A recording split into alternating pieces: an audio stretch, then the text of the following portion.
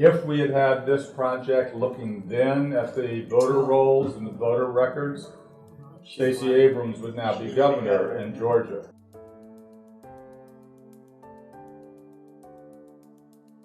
Here, Suzanne has told me, it's 3 S's for the last 15 years. It was like I was deliberately here on second Saturday, and it's a delight to be here. Last time I was here, I talked to people about the Acorn Home Savers campaign, where we're fighting, land installment contracts and land contracts that are predatory. As Morgan was saying, housing costs, evictions are now at record highs throughout the country, and rents, if you're making less than $50,000, are often over 50% of your income across the country. If anybody reads the New York Times, a couple of weeks ago they had a great story about the Secretary of State here in Ohio trying to purge 230,000 votes. Yeah. Well, of course, you got to read that if you've been involved in these things as we have for the last 50 years. And deep in the article, they mentioned this, one-man band in Marysville, that's with an S.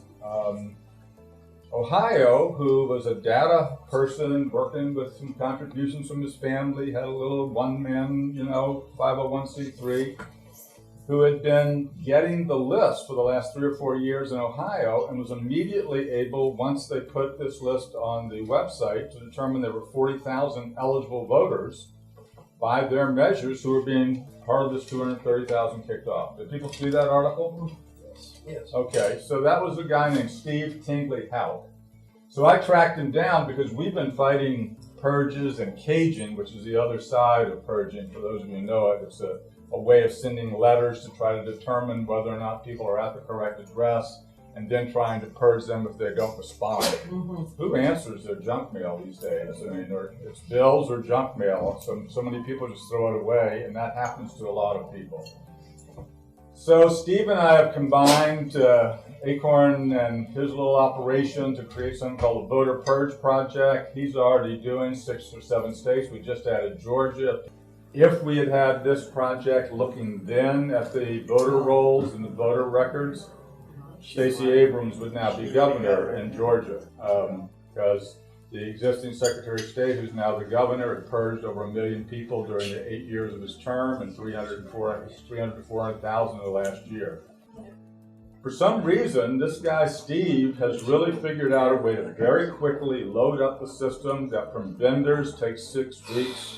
He can then do a query and determine on your confirmations or whatever, those people who should not have been purged. Some of the scary part of it is, of that 40,000, just to talk to you in Ohio, 15,000 were people who were on their list as active, and they still put them on the list to be purged. Jesus. But 25,000 were in this county and Cuyahoga County, who were, where there was a difference between the number of people that the county said out of the election board should be ineligible, and what the state then put on their list of 230,000 should be ineligible.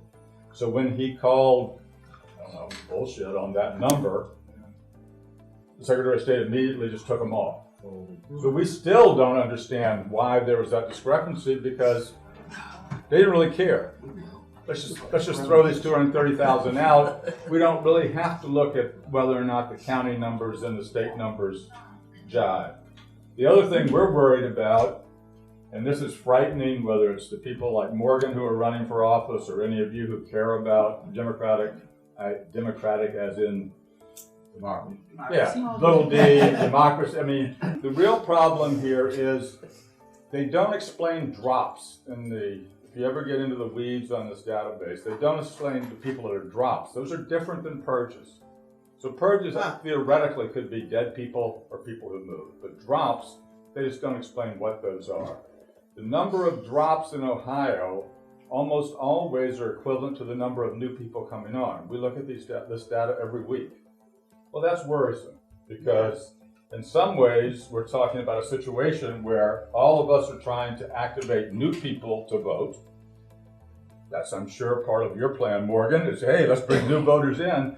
Well, for all the new voters bringing in, if the state is culling out for specious or unknown reasons existing voters, something's wrong because we end up with the net same voters. Secondly, you have in every one of these lists, the most people every week that are called out are people in the 17 to 25 group, to 30 group. The least people who are called out are 65 and over. Really, I mean, I know this, I don't want to say this to this crowd, but more people over 65 are dying. So if that were really the rationale for this, why is it that all, and can you register at 17 here? Like at the If 17 you're But how could Yeah, you, you're all 17 and a half, and you're going to be 18. so there are 7,800 registered 17-year-olds in Ohio, and they're losing, somehow they're culling out some number of these 17-year-olds who would have never voted yet. It's the opioid epidemic. So are there, well, maybe you're right, maybe they're all dying. All I'm saying is this is a question, it's a problem, this is what we're trying to figure out. We're already doing 6 or 7 states. Some states are difficult to do, but Alabama charges $33,000 to get the voter file. At least in Ohio, you charge $0. It's on the website. Any of you could go pull it down. And so do 6 or 7, 10 other states. But some states, like Alabama, Arizona, charge over $30,000. To do this program that we're doing with Steve on the Voter Purge Project, we need to look at these lists every month. So if you were doing that in Alabama, and there happens to be a big Senate race in Alabama this year, that would cost $380,000. In fact, when I did the numbers on what it would cost to buy all the lists in the country on this basis, $1.7 million. Who here would possibly believe that the only reason that expense exists, when so many people, so many states can do it for free and it's all on computers, is anything other than to hide what they're doing on these voter lists? Well, here's the problem. Obviously, this is all of 3.5 weeks old, so he has the template. We're now trying to figure out how to amass as many lists as possible. So one thing we need to do is to acquire, through Freedom of Information and the regular procedures in every state that is either inexpensive, so because I can still afford that, or free. We need to sort of warehouse all those lists to the point where we can raise enough money to have the capacity to put them in the program and start doing it.